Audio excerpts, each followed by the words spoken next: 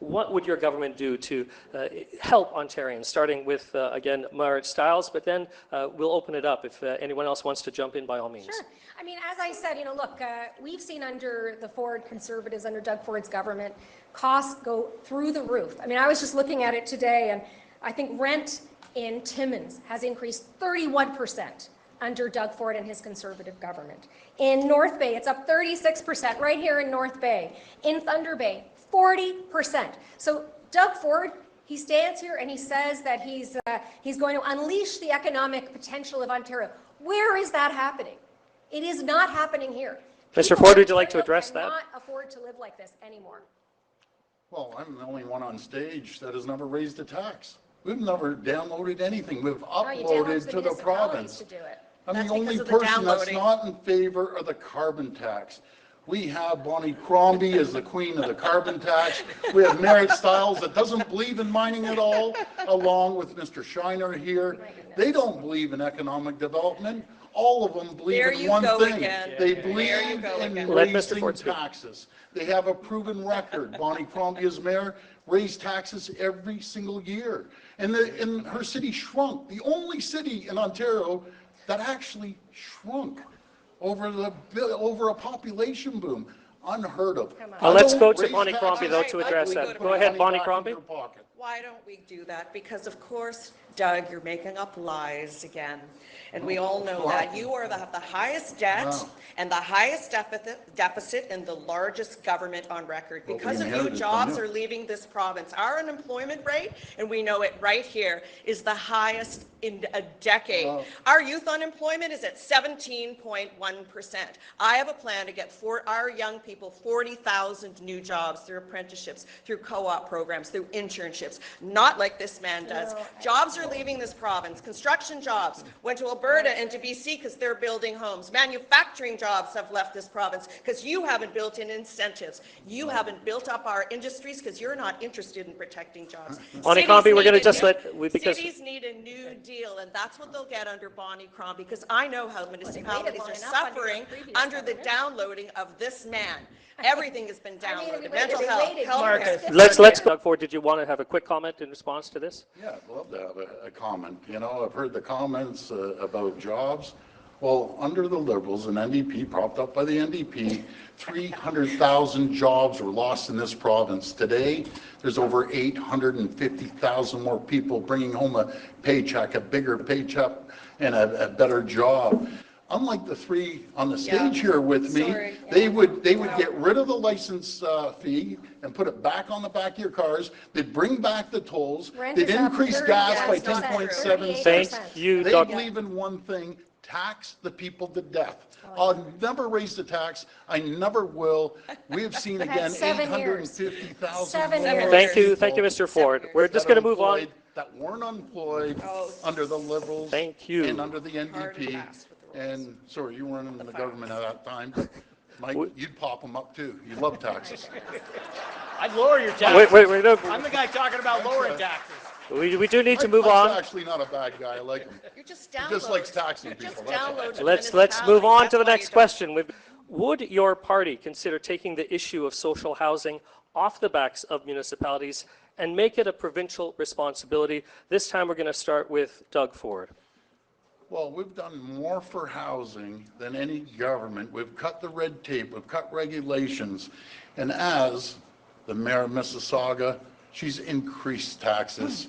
The only municipality in the province, as I said, that actually shrunk because of her high taxes, irresponsible taxes on the backs of people. We're cutting red tape to make sure we can get shovels in the ground. And for the folks, homeless folks, we put over $1.4 billion to get them shelter, to give them a lift up, rather than be stuck on the streets. Folks, we're going to continue cutting red tape, by the way, that all three of these parties always voted against in the legislature. They don't believe it. They say we want to build. They don't believe in building. Bonnie Crombie had the lowest builds in all of Ontario. And Mr. Schreiner, he won't cut down a Dandelion to put the shovels in the ground. He just won't do it. And Marit, you don't believe in building. You vote against us on every single bill. You know, I see my friend Vic Fideli in there. He's beside me in the house. And he just keeps going in my ear saying, I can't believe these people. All they want to do is tax and build nothing and then criticize. We're a party of action. We're going to continue building, setting record numbers. We're the ones who led right across the country getting rid of the HST on rental built housing. So we're going to continue lowering the cost. And I'd love to see the municipalities chop out the delivery charges and making sure they put money back into people's pockets. And the DCs alone in Mississauga are $120,000 by the time you add up all the taxes. They don't want to build. They want to tax people to death. That's what they believe in. I don't believe in taxes.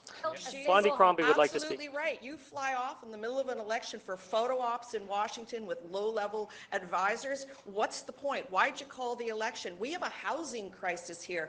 We're at a tipping point. Do you know there are 200,000 people who don't have a home, who are homeless, who are living in your parks or living in encampments? We need a strategy for the North that allows you, gives you the capital that you need dedicated towards building housing for people who are homeless. How should it be about We need families? a wartime effort, everyone Houses- working together to Houses solve the should be housing about crisis. families, not speculators, not Doug Ford, developers. we'll give you That's what 20 families seconds need. to wrap up. Doug Ford. You know, we put the Building Faster Fund that Mississauga didn't meet, but everyone else met around the area. You always have an We put excuse, though. $3 billion towards infrastructure to build 160,000 more homes. Where are they, They Doug? Where are voted they? against They it. didn't get built. All three Where are parties they? voted against it. It's because Where it are doesn't they? work. But We're majority making government, sure we where's the cut housing, red Doug? tape and regulations. 1.5 All three million parties homes. You didn't get it voted done. against it. And honestly, with all due respect, Bonnie, you should be the last one speaking about building homes. You had the lowest builds in all I of am Ontario. so proud of You my know? city and my Oh record. my Doug, goodness. We're gonna Doug Ford, I'll stop. take my I'll record tell you, over yours any day. Mississauga is not proud Your of you. record I'll is a tell you that disaster. right You know now. what? Look at this. Stop, Look at please. this. Thank you. It's outrageous, these two fighting over, who's built the least housing in Ontario at a time when we have a housing and homelessness crisis in We the need a province. wartime effort. We are going to move on to together. the next topic. There are people struggling with addictions, many with mental health challenges, living rough. If elected, would you open the Mental Health Act and the Controlled Drugs and Substances Act to recognize addiction as a substance use disorder? And this time we start. You know, folks, I understand when it comes to drug addiction, alcohol addiction. I've seen it. I've seen it firsthand. People need support. It was great to see Mayor Morgan leading the way when he was down in Washington with me, with Mayor Barry from Kitchener. And I got a call from Mayor Ellis in Belleville thanking me over and over again for them getting a heart hub. They're getting more money. They're getting proper help outside of Safe Supply. That, do you believe it or not, the federal government's the largest drug dealer in this country. You can go in and get heroin, you can get anything, and they support it. You can't give, it's like giving a gambler $1,000 and tell him to go into the casino, or an alcoholic, give him an LCBO card to go into the LCBO and buy all the booze they want. They believe in it, I don't. I believe in supporting people and giving them help.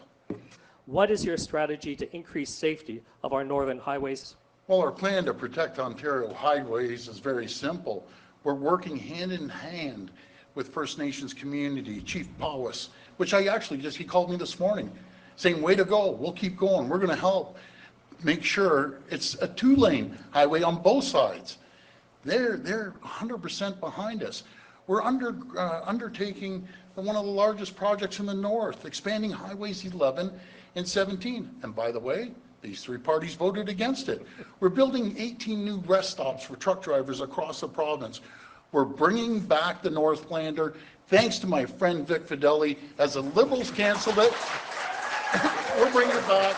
We launched Ontario 511 so northern drivers can get real-time information on snow clearing. And by the way, I love the people out there clearing the snows. We've invested over $600 million to repair and expand highways. They voted against it. We also invested nearly $150 million on winter maintenance. They voted against it. That's your 1 minute, Mike Schreiner. 1 minute on northern highways. So let's be clear with Northerners. Every time the Ford government says, hey, we're going to spend 10 to 12 plus billion dollars building Highway 413 in Southern Ontario, when there's a perfectly good highway right next to it, or tens of billions of dollars tunneling under the 401 instead of investing in immediate solutions to gridlock like paying the tolls of truckers on 407, it means the money for widening Highway 11, 17, and finishing 69 go down the priority list because it goes up in the south. So we need to have safe highways in Northern Ontario. We need to have divided highways in Northern Ontario. And in the interim, we need to come up with innovative solutions, such as the 2+1 dividers that the Nipissing Shores Chamber of Commerce has put forward as ways that we can immediately, at a low cost, improve safety while we're waiting for longer-term solutions like divided highways. Thank you, Mike Schreiner. Bonnie Crombie of the Liberals. As you all know, I'm a new Liberal leader, and I'm not taking responsibility for decisions made previously. I support the Northlander. It should never have been closed, and we'll be sure to open it because he hasn't gotten it done in the past 7 years. I know. Well, I know. sure. What a joke. Let's talk about, come What a on. joke. Your municipalities need to be provided with the sustainable funding you need for your roads. These are critical networks for you. They're life and death for the flow of people, for the flow of goods, and we're moving our children as well. As we all said, we'd put in the 2+1 on Highway 11 and 17 and expand 68 kilometers of Highway 69. There's a lot of work to be done, but you need the snow clearance as well. And I imagine the municipalities' budgets for snow clearing are through the roof. They should be cleared within the first 12 hours down to the bare pavement to make the roads safe, because they're treacherous.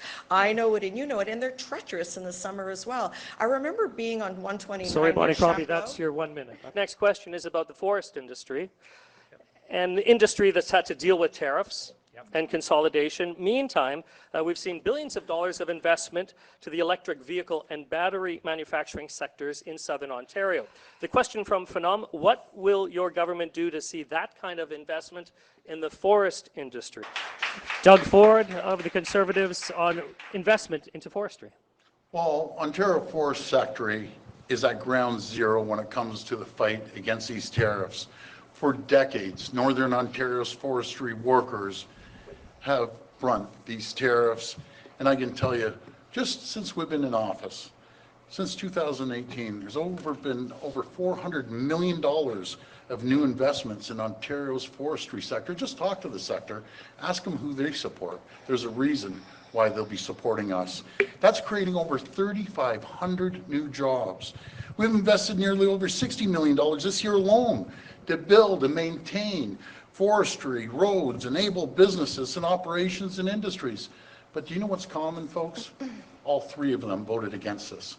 They come up here and they talk a good story, but when they're at Queen's Park, they vote against it. Biomass has a ton of new uses, including natural gas, 3D printing, and mass timber products. We're providing funding to mills and facilities to buy new equipment, to retain workers and retool operations. Mass timber is also a huge opportunity. That's why we're turning to our forestry partners in Ontario to build more homes. We've passed new regulations that they voted against to allow timber buildings so we can use Ontario to build Ontario homes. But they came up here talking timber, but they voted against that.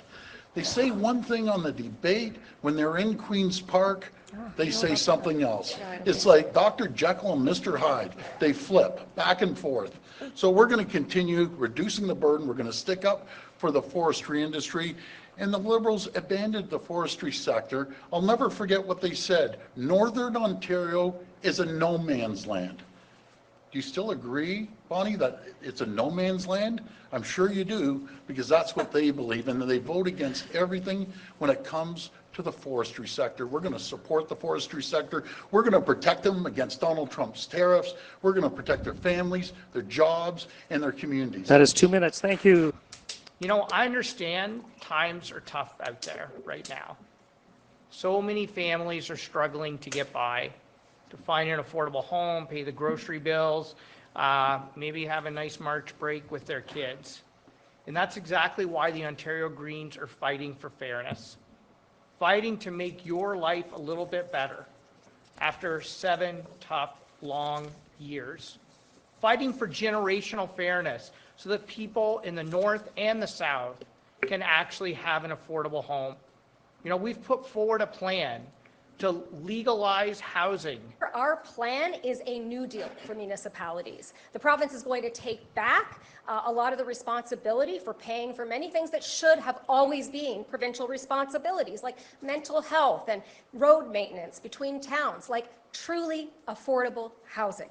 And we're going to bring down costs for Northerners in the process. And on top of that, I want to tell you as well, we have a plan to bring down the cost of everything and to put more of your hard-earned money back in your pocket with our monthly grocery rebate. That means that every month, you're going to get money back in your pocket that you can spend on food.